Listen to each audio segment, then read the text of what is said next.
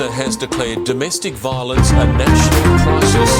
He's now ordered an emergency meeting of National Cabinet to address the sickening rise in domestic murders across the country.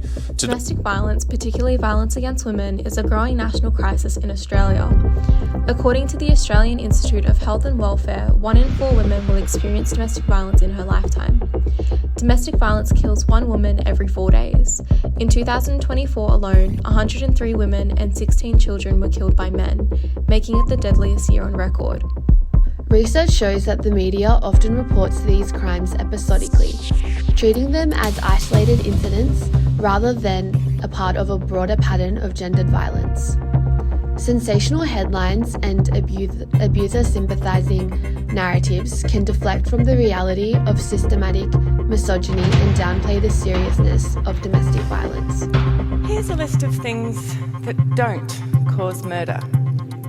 Stiletto heel shoes, mothers, selfies, broken hearts, romance, sex romps. Here's a list of things that do cause murder. The decision to murder someone. The aim of this study is to evaluate how media framing, specifically in printed journalism, impacts how people perceive domestic violence homicides in Australia.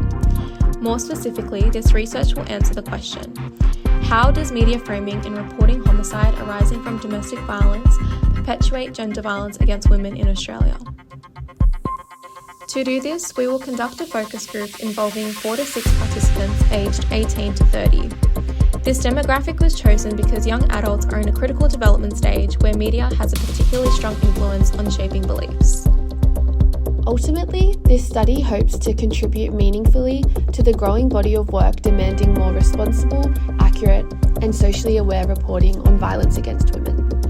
At a time when the rate of domestic homicides are increasing every year, our media must stop reinforcing harmful narratives and instead become a force for truth, accountability, and systematic change.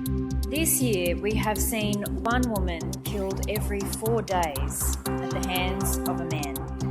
Not even 5 months into 2024, and already the number of women who have lost their life is almost twice as many as this time last year. That is dozens of women who are no longer with us today because of a man, fueled by disrespect, entitlement, and an all too often normalised rape, who made a decision that she did not deserve to live.